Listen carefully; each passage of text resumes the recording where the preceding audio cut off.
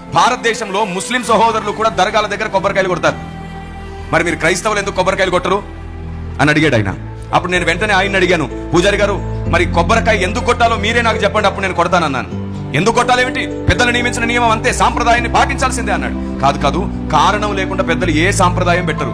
పెద్దలు ఏది పెట్టినా ఒక కారణం అయితే ఉంటుంది. ఈ కొబ్బరికాయ ఎందుకు పూజలోకి వచ్చిందో చెప్పండి అన్నాడు. మీకు అంత తెలిస్తే చెప్పండి మరి అన్నాడు. నన్ను అప్పుడు చెప్పడం ప్రారంభించాను.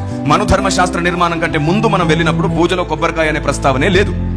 అప్పుడండి ఎవరు ముట్టుకొని ఎవరు అంటుకొని నీళ్లను దేవునికి సమర్పించి పూజ చేయాలనే పద్ధతి ఉండేది. ఈవెన్ దో బైబిల్లో కూడా పవిత్ర జలమును గురించి రాయబడింది.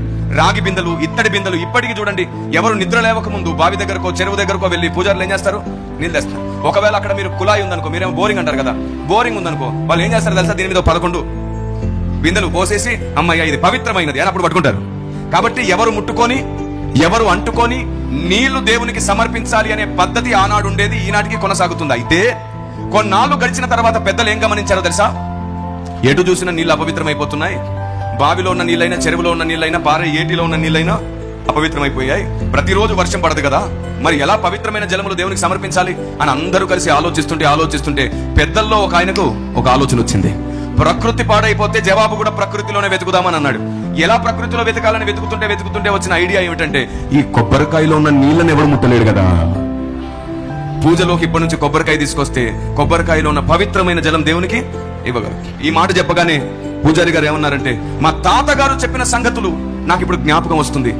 గురుకులాల్లో ఇలాంటి విషయాలు నేర్పించారని మాకు ఇప్పుడు అర్థమవుతుంది. నిజమే, మీరు చెప్పింది అక్షరాల సత్యమే. దేవునికి పవిత్రమైన నీరు ఇవ్వడమే పూజలో ముఖ్యమైన భాగం అన్నాడు.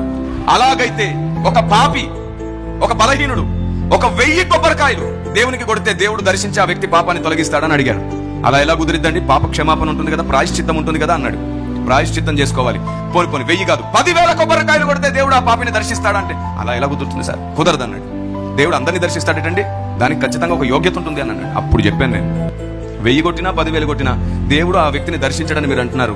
పవిత్రమైన కొబ్బరి నీరు సమర్పించినా దర్శించకపోతే, అదే క్రైస్తవుడిలో ఎవడైనా పాపి పశ్చాత్తాపడి కన్నీళ్లు గార్చి కొబ్బరికాయ ప్లేస్ లో తన గుండెకాయ కొట్టి దేవుని సన్నిధిలో కన్నీళ్లు గారిస్తే నా దేవుడు దిగొస్తున్నాడు, ఆ వ్యక్తిని పరిశుద్ధపరుస్తున్నాడు, ఆ వ్యక్తిని నడిపిస్తున్నాడు, ఆ వ్యక్తిని బాగు చేస్తున్నాడు. ఇప్పుడు చెప్పండి పూజారి గారు, కొబ్బరి నీరు పవిత్రమా కన్నీరు పవిత్రమా అని అడిగాను.